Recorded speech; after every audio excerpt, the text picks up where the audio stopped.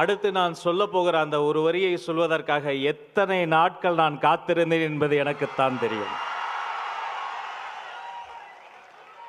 தர்மத்தாயின் தவ புதல்வரே, தமிழக வெற்றி கழகத்தின் தலைவரே, வருக வருக வருக.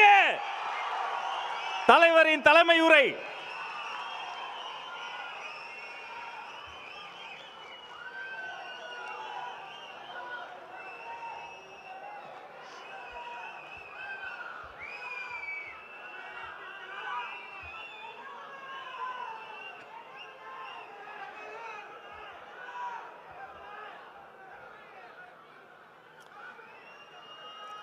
என் நெஞ்சில் குடியிருக்கும்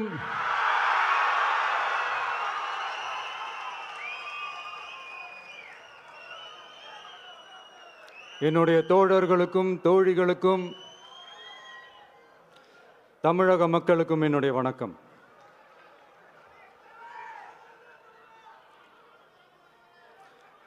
நம்ம குடும்ப உறவுகளை இழந்ததனால சொல்ல முடியாத வேதனையிலும் வலியிலும் இவ்வளோ நாளாக இருந்தோம். அப்படிப்பட்ட அந்த சூழல்ல நம்ம சொந்தங்களின் மனம் பற்றி இருக்க வேண்டியது நம்மளுடைய கடமை. அதனால தான் அவங்களோட சேர்ந்து அமைதி காத்து வந்தோம். ஆனால் இப்படி அமைதி காத்து வந்த நேரத்தில் நம்மளை பற்றி வன்ம அரசியல் வலைகள், அர்த்தமற்ற அவதூறுகள்னு இந்த மாதிரி நிறையா விஷயங்கள் நம்மளை பற்றி பின்னப்பட்டன, பரப்பப்பட்டன. இது எல்லாமே சட்டம் மற்றும் சத்தியத்தின் துணை கொண்டு துடைத்து எறிய தான் போகிறோம்.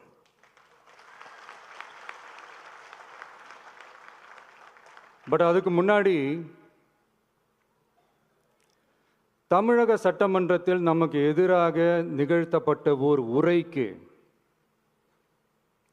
ஒரு நாகரிக பதிலடி கொடுக்கணும்னு நான் நினைக்கிறேன்.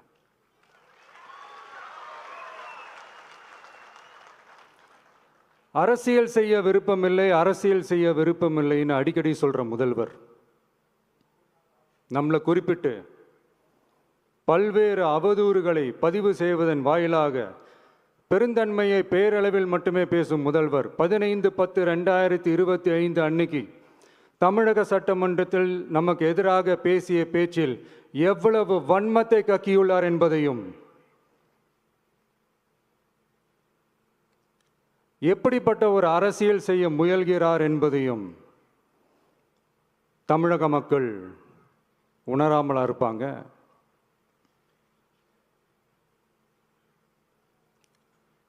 இந்த கரூரோடு சேர்ந்து 5-6 மாவட்டத்துக்கு இந்த மக்கள் சந்திப்பு நிகழ்ச்சிகள்லாம் நடத்தியிருக்கிறோம், போயிருக்கிறோம். அங்கெல்லாம் இந்த லாஸ்ட் மினிட் வரைக்கும் எங்களுக்கு அந்த இடம் கொடுப்பாங்களா மாட்டாங்களா, பெர்மிஷன் தருவாங்களா மாட்டாங்களா, இப்படியே இழுத்து அடிச்சுக்கிட்டு இருப்பாங்க. தான் நாகப்பட்டினத்தில் சொன்னது மாதிரி தான். நாங்கள் ஒரு இடம் செலக்ட் பண்ணி கேட்போம், மக்கள் நல்லா ஸ்பேஷியஸாக நின்று பார்க்குற மாதிரி. பட் அவங்க அதையெல்லாம் ரிஜெக்ட் பண்ணிவிட்டு மக்கள் நெருக்கடியோடு நின்று பார்க்குற மாதிரி ஒரு இடத்த செலக்ட் பண்ணி எங்களுக்கு கொடுப்பாங்க. இது டிஃபால்ட்டாக எல்லா இடத்துலையும் இந்த ஒரு ஆர்கியூமெண்ட் நடந்துகிட்ருக்கோன்னு வைங்க. அது மட்டும் இல்லை, இந்தியாவிலேயே எந்த ஒரு அரசியல் கட்சி தலைவருக்கும் கொடுக்கப்படாத கண்டிஷன்ஸ். பஸ்ஸுக்குள்ளேயே இருந்து பார்க்கணும், மேலே கை காட்டக்கூடாது, இப்படிலாம் ஒரு அதீத கட்டுப்பாடுகளை கொடுத்த உடனே எங்கள் சைட்லேருந்து ஒரு அறிக்கையும் வெளியிட்டோம். அது மட்டும் இல்லை, தமிழக வெற்றி கழகம் சார்பாக அனைத்து கட்சிகளுக்கும் சமமாக ஒரு முறையான ஒரு பொது வழிகாட்டு முறைகள், SOPஸ்ன்னு சொல்லுவாங்க, அதையும் வழங்கணும்னு சொல்லி உயர்நீதிமன்றத்தையும் நாடி இருக்கணும். இதுவும் தமிழக மக்கள் உணராமலா இருப்பாங்க. இப்படி ஒரு அரசியல் காழ்ப்புடன், நேர்மை திறனற்று நம்மளை பற்றி குற்றம் சாட்டியுள்ள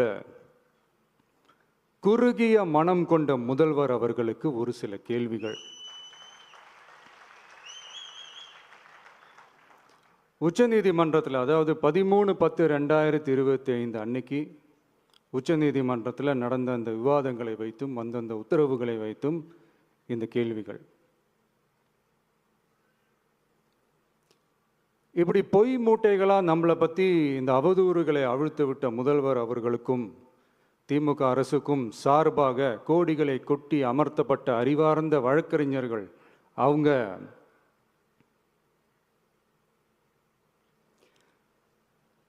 இந்த கபட நாடக திமுக அரசோட தில்லுமுல்லுகளை தாங்கி பிடிக்க இயலாமல் உச்ச நீதிமன்றத்தில் திக்கு திணறி நின்றது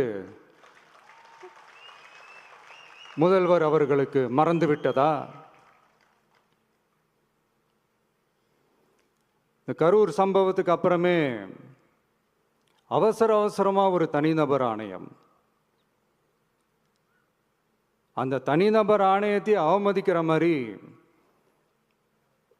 அரசு உயர் அதிகாரிகள், காவல்துறை உயர் அதிகாரிகள் எல்லாருமே நம்மளை பற்றி ஃபுல்லாக இந்த அவதூறுகள் பரப்பி ஒரு செய்தியாளர்கள் சந்திப்பு அவசரமாக.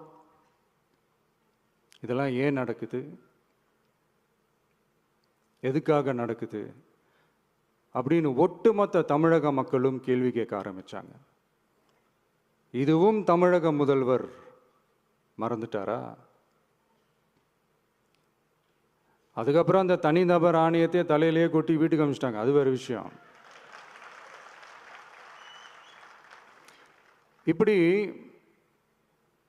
இப்படிலாம் கேள்வி கேட்ட உடனே ஏதாவது பதில் சொல்லி ஆகணும்ல. அதனால சட்டமன்றத்தில் பேசும்போது உண்மை நிலையை தெளிவுபடுத்தத்தான் அப்படின்னு ஏதோ இந்த சட்ட ரீதியாகவும் சத்தியத்திற்காகவும் நடந்தது போல ஏதோ சாமர்த்தியமாக பேசுகிறதா நினச்சி பேசியிருக்காங்க. இப்படி ஒரு 50 வருஷமாக பொது வாழ்க்கையில் இருக்கிற ஒருத்தவங்க ஒரு முதல்வர் அவர்கள் சொன்னது எவ்வளவு பெரிய ஒரு வடிகட்டின பொய் சப்பை கட்டுன்னு நான் சொல்லலை, உச்ச நீதிமன்றம் சொல்லியிருக்கிறாங்க. அவங்க சொன்னதெல்லாம் கொஞ்சம் என்னன்னு கொஞ்சம் லைட்டாக பார்ப்போமா?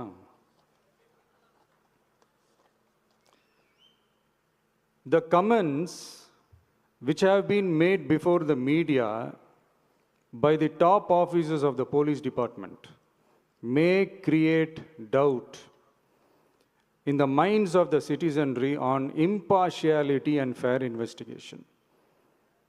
The faith and trust of the general public on the process of investigation must be restored in the criminal justice system. அதாவது அரசு காவல் உயர் அதிகாரிகள் ஊடகங்களிடம் பேசியது என்பது பொதுமக்களிடையே நியாயமான விசாரணை நடக்குமா என்ற சந்தேகத்தை ஏற்படுத்தக்கூடும் என்றும், நியாயமான விசாரணை மூலமே அந்த சந்தேகத்தை மீட்டெடுத்தே ஆக வேண்டும் என்றும் உச்சநீதிமன்றம் தமிழக அரசின் தலையில் ஓங்கி நறுக்கு நறுக்கு நறுக்கு என்று கொட்டியதை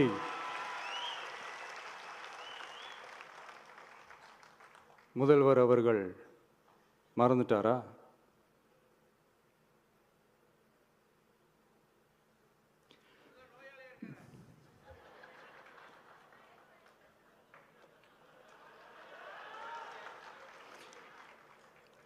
மாண்பமை சென்னை உயர்நீதிமன்றத்தின் மாண்புமிகு நீதியரசர் SIT அமைத்து உத்தரவிட்டார் அல்லவா?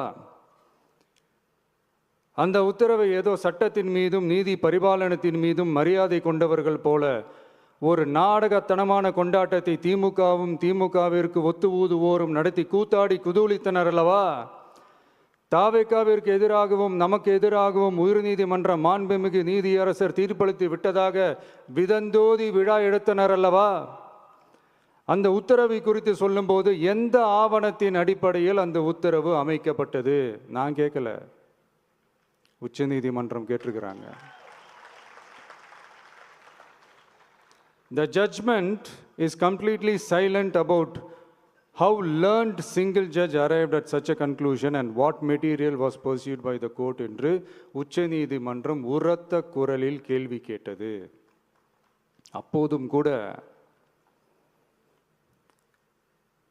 உச்சநீதிமன்றத்தில் திமுக அரசுக்காக வாதாடிய அறிவார்ந்த மூத்த வழக்கறிஞர்கள் பதில் சொல்ல இயலாமல் வாய் மூடி மௌனம் காத்ததை நாடே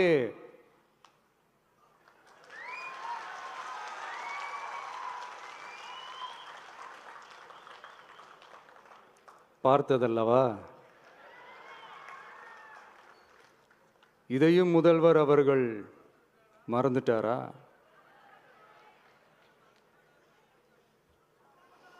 Such petition ought to be dealt with by the division bench, registering as public interest litigation in right earnest and not to be dealt with by a single bench. அதாவது பொது வழிகாட்டு முறைகளான எஸ்ஓபி அமைக்கப்பட்டு வெளியிட வேண்டும் என்ற கோரிக்கையுடன் வந்த ரிட் மனுவை நீதிபதிகள் டிவிஷன் பெஞ்ச் தான் கையாள வேண்டும். தனி நீதிபதி பெஞ்ச் கையாளக்கூடாது என்றும் உச்சநீதிமன்றம் சொன்னதல்லவா? அது மட்டுமா, கோரிக்கையே இல்லாமல் எஸ்ஐடி அமைக்கப்பட்டது எந்த வகையில் சரி என்றும் கேள்வி எழுப்பியது உச்சநீதிமன்றம். இது எல்லாமே அறியாமலோ இல்லை அறியாதது போலவோ உச்சபட்ச அதிகார மயக்கத்தில் இருந்து பேசினாரோ முதல்வர் அவர்கள்?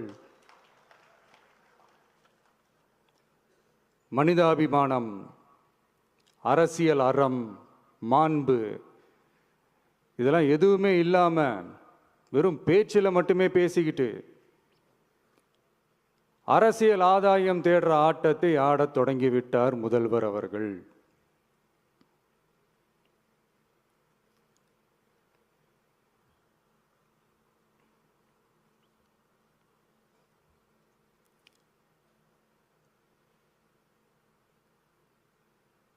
இதெல்லாம் என்ன அவங்களுக்கு புதுசா என்ன?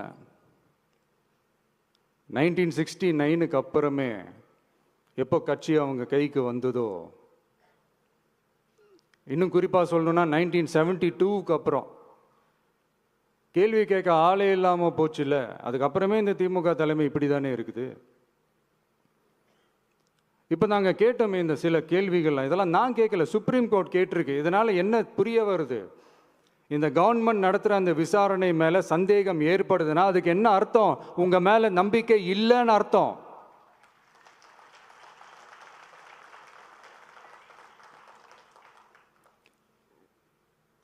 இதெல்லாம் ஏன் எதுக்காகன்னு முதல்வர் அவர்களுக்கு புரியுதா?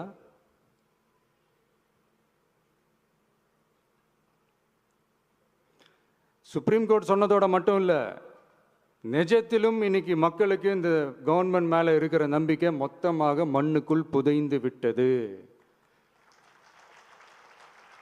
இதுவாவது முதல்வர் அவர்களுக்கு புரியுதா? புரியலனா 2026 தேர்தலில் இந்த திமுக தலைமைக்கு மக்கள் இன்னும் ஆழமா அழுத்தமா புரிய வைப்பாங்க. அப்போ கூட இவங்க என்ன பண்ணுவாங்க தெரியும்ல, 5 வருஷத்துக்கு ஒரு வாட்டி பழக்க தோஷத்தில் ஒரு அறிக்கை ஒன்று வெளியிடுவாங்களே, மக்கள் தீர்ப்புக்கு தலை வணங்குகிறோம் அப்படின்ட்டு அந்த அறிக்கையை வெளியிட்டுட்டு இப்போ அறிவாலயத்தில் போய் ஓடி ஒளிஞ்சுப்பாங்க. இப்பவே ரெடி பண்ணி வச்சுக்கோங்க அந்த அறிக்கையை. எப்படி? மக்கள் தீர்ப்புக்கு தலை வணங்குகிறோம்.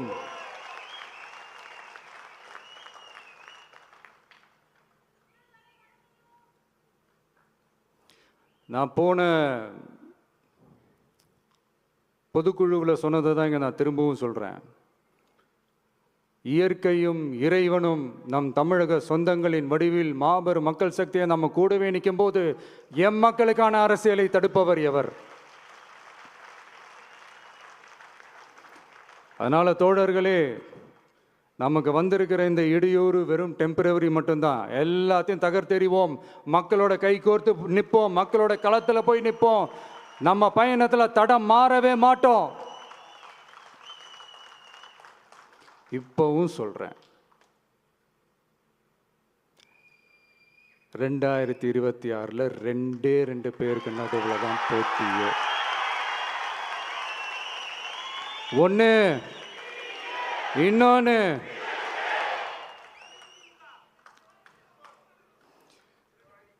இந்த போட்டி இன்னும் ஸ்ட்ராங்கா மாறப்போகுது. 100% வெற்றி நமக்கு. வாகை சூடுவோம், வரலாறு படைப்போம், கான்பிடண்டா இருங்க, நல்லதே நடக்கும், வெற்றி நிச்சயம். மீண்டும் சந்திக்கும் வரை நன்றி, வணக்கம்.